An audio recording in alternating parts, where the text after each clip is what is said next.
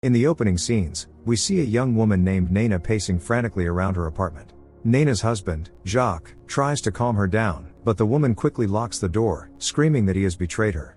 The book about the occult in their home is proof. But Nana is pregnant, so it is already too late. As Jacques desperately pounds on the door, Nana opens the window and steps out.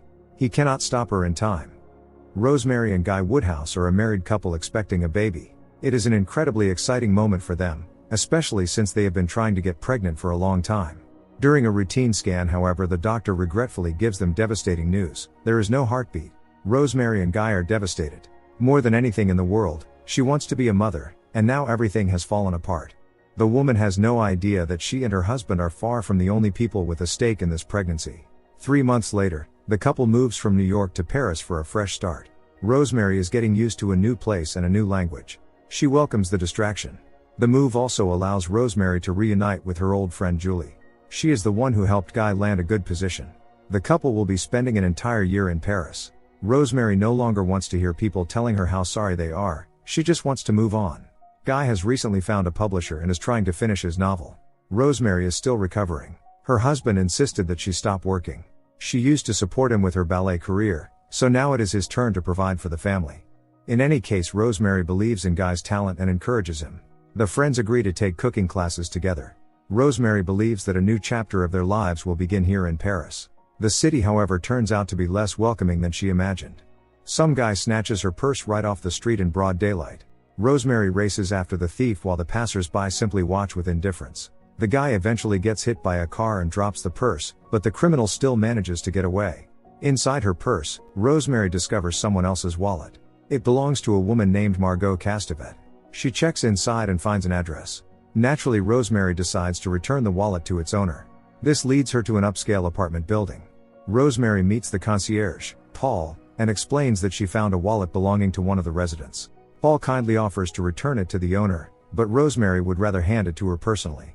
The woman is not interested in a reward, she only wants to make sure Margot Castevet gets her wallet back. Margot, who has spent the past hour at the police station, is deeply grateful to Rosemary. Mrs. Castevet immediately guesses that Rosemary is American. Rosemary adamantly refuses a cash reward. This is how the women meet. Rosemary explains that her husband teaches English at the Sorbonne, so the university has provided them with an apartment. It is far from luxurious, but Rosemary is perfectly happy with it.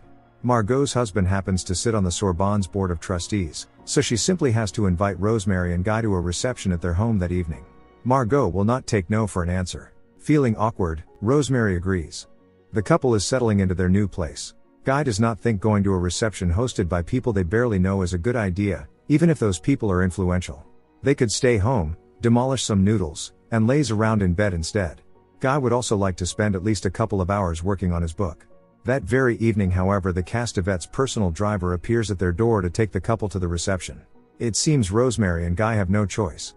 They never expected to find themselves at a society party filled with gentlemen in tuxedos and ladies in elegant gowns. The couple feels a little self-conscious because even the waiters are better dressed than they are. Margot, however, warmly welcomes the Woodhouses and introduces them to her husband, Roman. Mr. Castevet immediately starts praising Guy's literary talent and introduces him to intellectuals from high society. As Margot continues welcoming her guests, Rosemary feels out of place. Margot cannot allow anyone to be bored at one of her parties, so she encourages Rosemary to mingle. She is far too self-conscious. Margot introduces her to Commissioner Fontaine, head of the Paris police, and his wife, Sylvia. The commissioner remarks that Rosemary is very brave but reckless for daring to confront a robber on her own. Fontaine gives the woman his card. Throughout the evening, Margot continues introducing Rosemary to different people.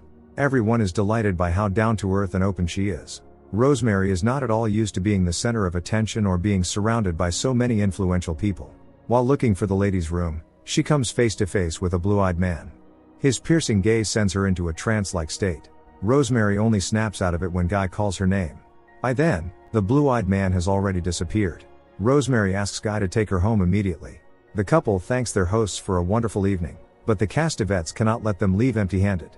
As a friendly gesture, they give the couple a black cat, a symbol of rebirth. Guy is not pleased and cannot understand how anyone could give a pet to people they barely know. It is not a gift but a responsibility. Besides, Guy is not sure the university will allow them to keep an animal in the apartment. During the night, loud meowing wakes them, and they discover that the entire apartment is filled with smoke. A short circuit has started a fire. Guy is quickly engulfed in flames. Rosemary grabs the cat and follows the ambulance to the hospital. Because the woman does not speak French, she cannot understand anything the doctors are telling her. In any case, the staff will not let her see Guy with the cat in tow. She cannot simply abandon the animal outside. The situation is saved by the arrival of the Castavets, whom Commissioner Fontaine has called. Rosemary cries as Margot comforts her. Roman meanwhile speaks with the hospital staff. If not for the cat, neither Rosemary nor Guy might have survived. Immediately after a brief conversation with Roman, the hospital staff becomes much more accommodating. Guy has suffered second-degree burns, but fortunately there will be no permanent damage. He will be discharged within the hour. Julie also comes to the hospital as soon as she hears what happened. She does not have much room at home, but she will gladly take her friends in. They cannot return to that apartment now. The Castavets make the couple an even more generous offer. They can stay in an apartment of theirs that is sitting empty anyway. They will be neighbors and can see each other every day. The couple moves in very soon. They could never afford such a luxurious apartment on a teacher's modest salary. The Castavets are so generous that they even leave their new friends a closet full of designer clothes, all in their exact sizes and still bearing the tags.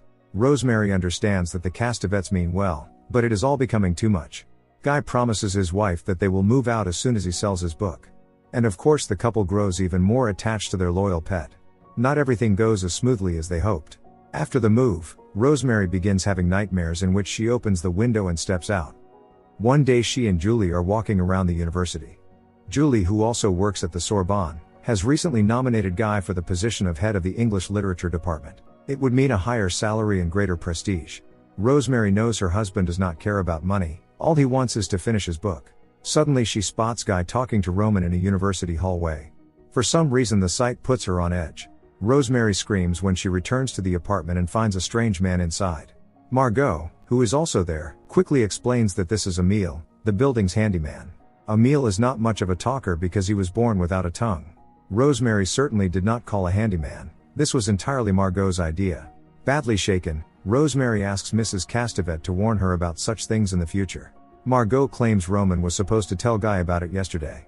The fright gives Rosemary a headache. Margot offers to show her a Tibetan meditation technique.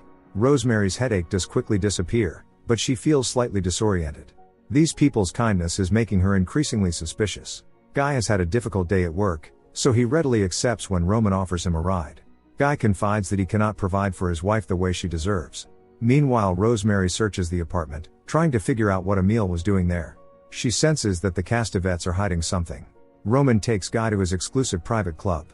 He hints that to succeed and make all his dreams come true, a man needs to find a patron. Roman once had a patron of his own. When Guy returns home, he finds the place in complete chaos. Rosemary is looking for something but cannot explain what. Her search nevertheless leads her to a hidden door behind a wardrobe. There is only a storage room on the other side. But the sight of a pair of baby booties immediately upsets Rosemary. She also wants to know what Guy and Roman were discussing at the university. Guy tells his wife to stop, she is acting paranoid. Nevertheless, Rosemary keeps finding more disturbing signs in the apartment, including a photograph of a married couple who clearly lived there before them. Guy has no time for any of this because he has decided to compete for the department chair position after all. Rosemary asks in surprise what happened to his book. Guy admits that the publisher terminated his contract yesterday. He is already ready to give up, but Rosemary tries to convince her husband that every creative person faces setbacks on the road to success. Whatever the case, Guy needs this position. Julie believes in him because he is perfect for the job.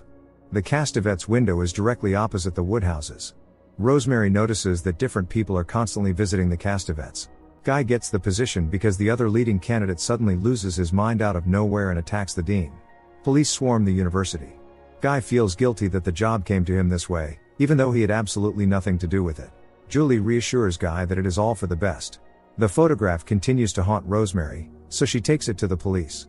The woman cannot even explain what exactly she wants from them. She never knew the couple and has no proof that anything happened to them. Rosemary simply feels that something is wrong. Commissioner Fontaine finds Rosemary's suspicions far-fetched and advises her to speak with Margot. After all, the apartment belongs to the Castavets. But Rosemary knows Margot will not tell her anything. Fontaine nevertheless agrees to check the database and discovers that the woman in the photograph is dead. Her name was Nana Pascal, and she jumped from the bedroom window of the apartment where the Woodhouses now live. Nana Pascal's husband confirmed everything but then failed to appear for questioning. Jacques is now wanted by the police. Fontaine thanks Rosemary for bringing the case to his attention.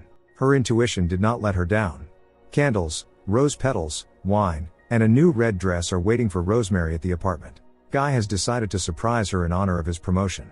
He has invited all their friends to share in the happy occasion. Roman raises a toast to Professor Guy Woodhouse. That is not all. Guy wants them to try for a baby again. Rosemary is not sure she is ready, but the man convinces her that this time everything will be different. As if reading the couple's minds, Margot gives Rosemary a good luck charm, a Castevet family heirloom. The woman continues to suffer from disturbingly realistic nightmares about falling from a window. Guy, on the other hand, is more enthusiastic than ever, and his inspiration returns. He is determined to finish and publish his book.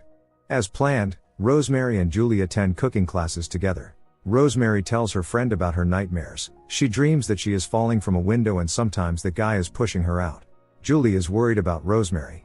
Perhaps they rushed into trying for another baby. The woman admits that it is not just about the nightmares, but also about the couple who lived in the Castevet's apartment 3 months ago. Nana either jumped or was pushed. Julie advises Rosemary to track down Nana's friends or relatives and learn more. She decides to do exactly that, and visits the church Nana attended. Since Rosemary does not know the language, she uses an online translator on her phone. The priest, however, speaks English and tells her that Nana became involved with occultists and lived in an unholy house. Rosemary says she lives there now too. Online, she can only find that the building was constructed in the 19th century and has housed the rich and famous. Nothing is written about its grim reputation. Year after year, frightening and inexplicable deaths have occurred there. According to the priest, the building is cursed, and its greatest embodiment of evil is the billionaire occultist Stephen Marcato. He was famous for donating vast sums to charity until 1986, but the devil has many faces. The priest strongly advises Rosemary to leave everything behind and run without looking back. Neither of them knows that someone is listening to their conversation.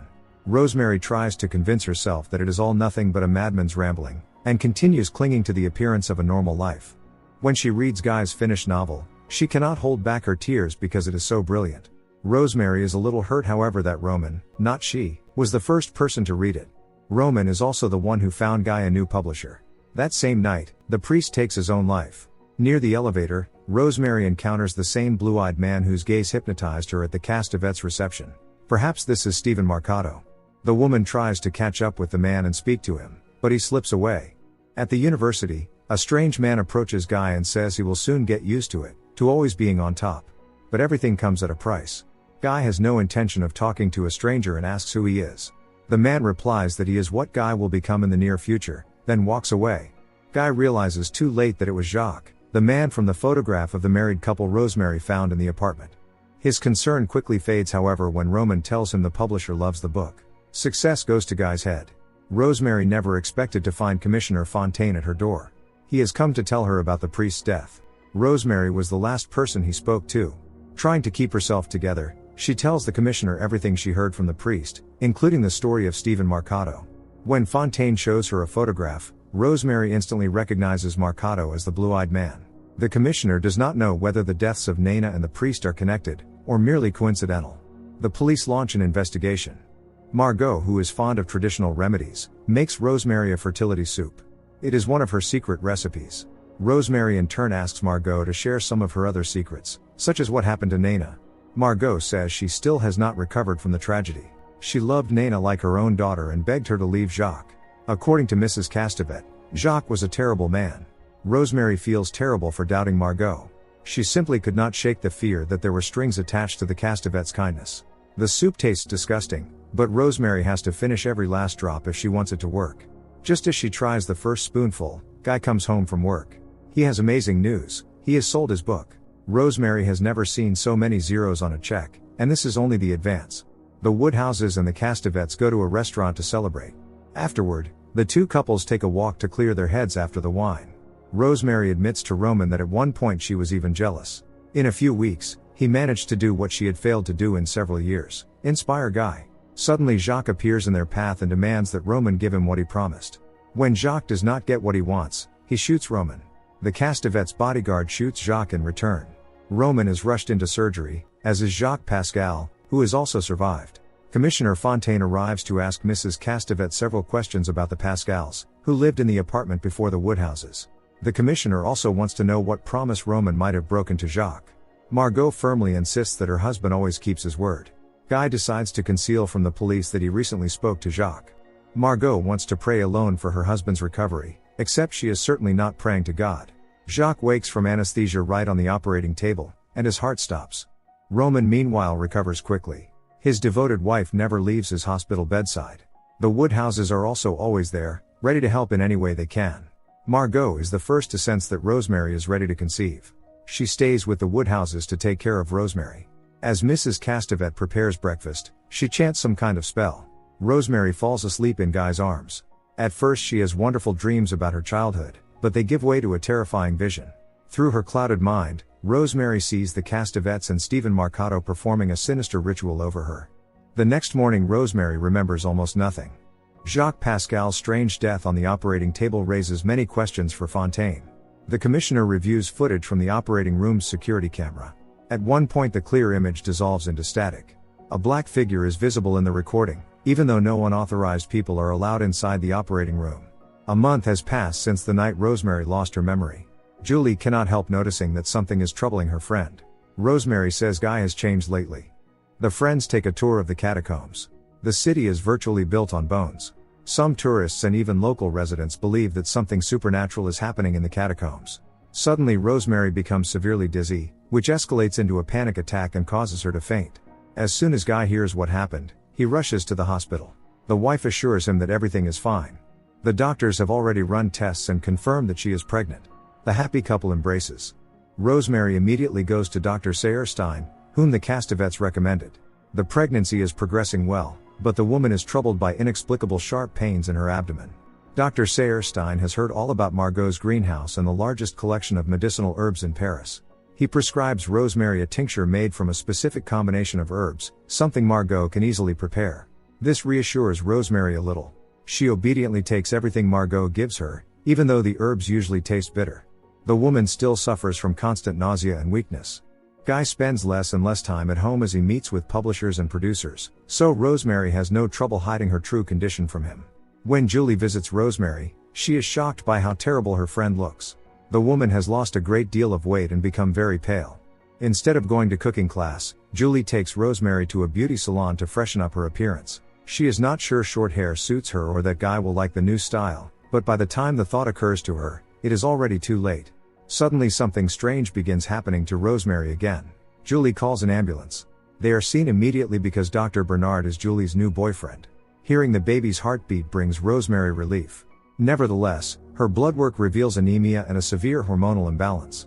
Dr. Bernard has never encountered anything like it. The ultrasound has also revealed abnormalities he has never seen before. Bernard recommends that Rosemary undergo further testing. When Guy learns that his wife wants an MRI, he strongly objects, arguing that it could be dangerous for the baby.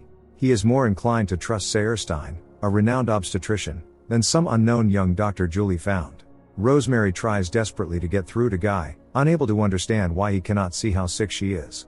Nothing like this has happened before.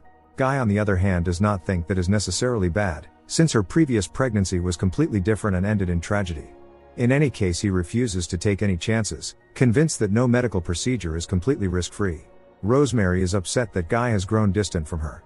He did not even notice her new haircut. Hoping to bring some tenderness back into their relationship, the woman plans to show her husband what she has learned in cooking class. As she prepares the meal, she develops an irresistible craving for raw meat. One day as Rosemary carries a laundry basket down the hallway, a male figure blocks her path, Stephen Marcato. She freezes, overwhelmed with terror. Stephen merely tells her to bear the child and walks away. Terrified, the woman goes to the police. Commissioner Fontaine has conducted a thorough investigation and discovered that no one has seen Stephen Marcato in 30 years. The man Rosemary claims to have encountered is believed to be dead.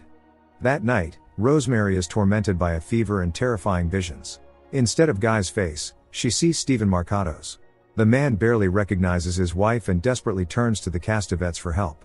Remaining remarkably calm, they try to convince him that all pregnant women behave strangely. Guy has had enough, however, and plans to take Rosemary home to New York. The Castevets make it clear that Rosemary is safe only as long as she remains under their care. Roman also hints that if Guy takes her away, the publisher might terminate his contract and the book may never see print. Julie calls Rosemary and asks why she did not show up for the MRI. The woman lies that she is feeling better, but Julie easily recognizes the lie in her exhausted voice. She asks Rosemary simply to trust her. Tomorrow Julie will pick up her friend, and they will go to the hospital together. That same day Guy submits his resignation, having decided to focus entirely on writing. Julie could not care less about his resignation. She cannot understand how Guy can be so blind to what is happening to his own wife. Rosemary clearly needs help. Acting on an inexplicable impulse, Guy tears the crucifix from Julie's neck. She throws him out.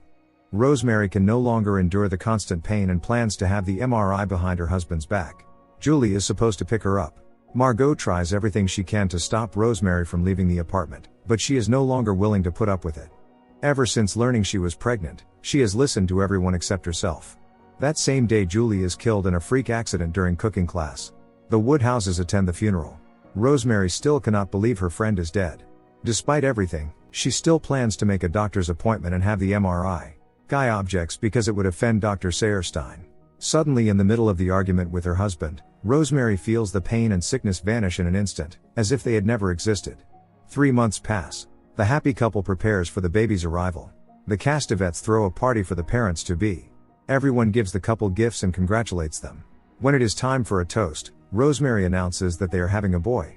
The guests break into applause. Roman even sheds a tear. He and Margot were never destined to become parents.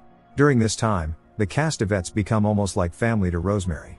Guy, however, does not look particularly happy. It is as if he is gradually becoming the odd man out. Rosemary feels wonderful and even continues going for runs. During one of them, Commissioner Fontaine approaches the woman in the park to discuss the string of strange deaths and Stephen Marcato. The commissioner searched the archives from the past 30 years and discovered at least 7 more victims. All of them were allegedly killed by Stephen Marcato.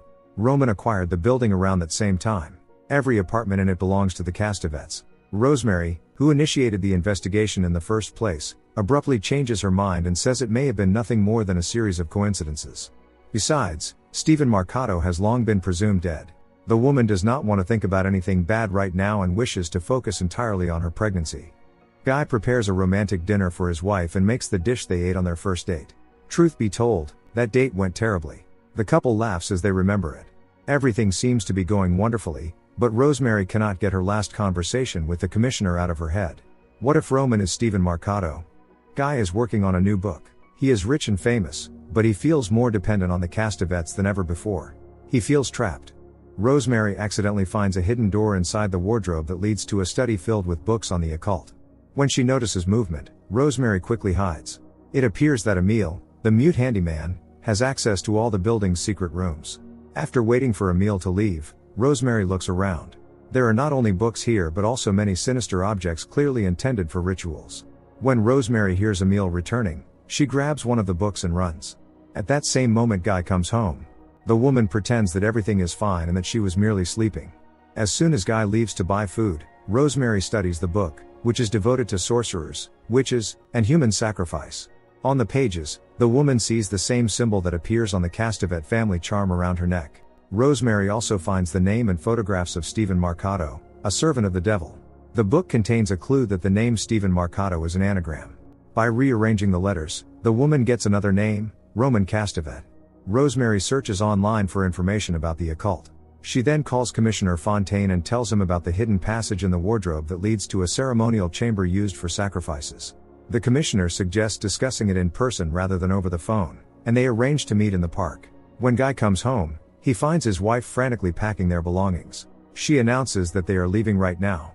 It does not matter where they go, as long as it is far away. Rosemary tells her husband about the hidden passage and the occult books. She is certain that the Castevets and their influential friends are preparing for a massive ritual. They want Rosemary's baby. Guy tries to calm his wife, saying it is just her hormones and she is not herself. Rosemary knows for certain that she has not lost her mind. While searching for their passports, she finds Julie's crucifix. But what is it doing among Guy's belongings? Commissioner Fontaine questions Roman and shows him photographs of Stephen Marcato's alleged victims. Roman should recognize these women because they lived in his building over the course of 30 years.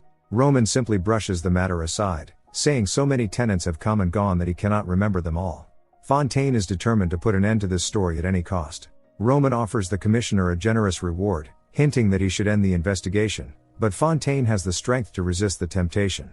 Suspecting that her husband is conspiring with the Castevets, Rosemary leaves the apartment to meet Fontaine. The commissioner plans to help the woman escape and find her a safe place to stay. Fontaine, however, has failed to consider that everyone who has ever stood in Roman's way has met the same fate. A truck runs the commissioner down right in front of Rosemary. The woman is terrified and has nowhere else to go, so she turns to Dr. Bernard. He is still shaken by Julie's sudden death. Rosemary assures him it was no accident. She says Guy stole Julie's crucifix because occultists need one of a victim's personal belongings to place a curse on them. Looking completely lost, Rosemary repeats that her husband has been turned into a follower of a satanic cult. Pretending to believe Rosemary, Bernard gives her a sedative. The doctor then calls Guy and tells him his wife is delusional.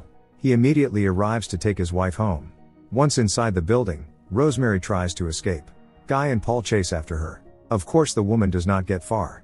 The Castevets are there too, along with Dr. Sayerstein. He injects the struggling Rosemary with a sedative. The woman regains consciousness in the hospital. It turns out she has been unconscious for 3 days. Rosemary wants to see the baby. The nurse offers no explanation and simply brings in the patient's husband. As gently as possible, Guy tells his wife that they have sadly lost the baby. The woman refuses to believe him and becomes hysterical. She still wants to see the body. Guy explains that this is impossible because it was cremated while she was in a coma. After being discharged from the hospital, Rosemary decides to return to New York and file for divorce.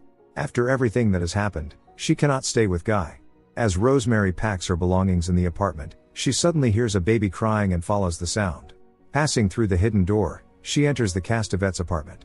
There, Rosemary sees Guy, the Castevets themselves, and their friends standing around the crib where her baby is lying. Guy urges his wife not to do anything foolish and to think about what they received in return. Looking at the baby, Rosemary says through tears that he is perfect. The next moment, however, his eyes flash brightly, and she recoils in fear. Roman explains that the boy has the eyes of his father, Satan. They call the child the Dark Prince. Rosemary knows she must rid the world of this evil, but she cannot bring herself to do it. She takes the baby in her arms. The occultists praise the mortal woman, the mother of their Dark Prince.